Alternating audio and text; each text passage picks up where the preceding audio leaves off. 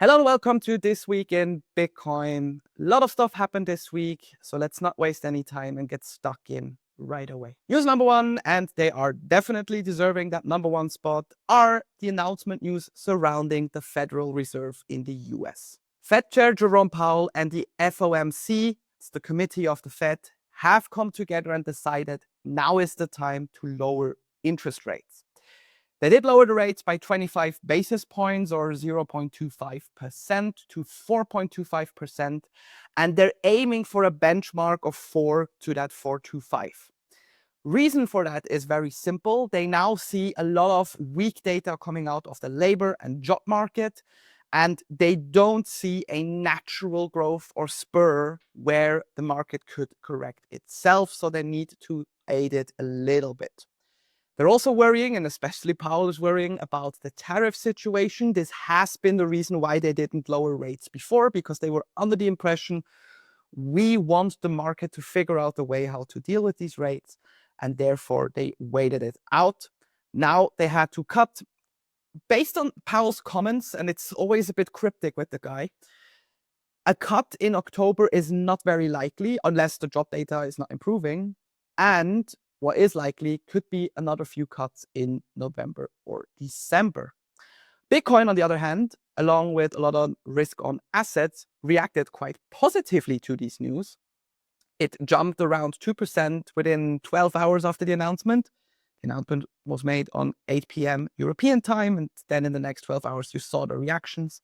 And based on that, Bitcoin is now hovering around 117,500 US dollar per coin.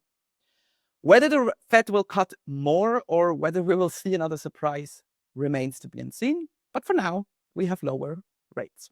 The second news are surrounding the Bitcoin Treasury company, and they are starting to show cracks in their foundation.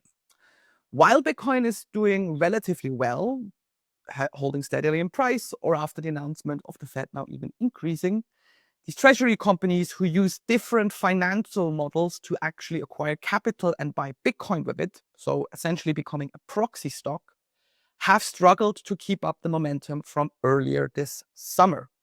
There is even an example of Kindly MD or Nakamoto Inc., which is down 55% at this point, resulting in David Bailey as the CEO having to intervene and really quiet down and ease the situation with a shareholder update.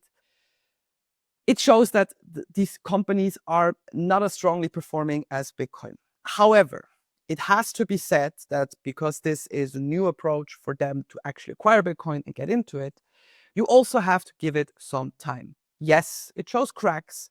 However, we also saw these cracks in the early days of Bitcoin, and you just need to wait out how the market will react. So for now, prices in the companies are down. However, we'll give them the benefit of the doubt. And lastly, we have some news out of Japan where more and more economics data and economists come out and say, hey, Bitcoin is really the best protection against the increase in debt. Japan has an issue that they are over-debted, 240% to their GDP to be exact. And at the end of the day, whatever the central bank is doing, whatever the politicians are doing, it is not really working.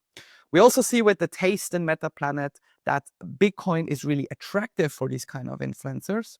And the more these voices we hear that they are actually seeing Bitcoin as an alternative hedge asset, the better for adoption in Japan and for that matter in Asia alike.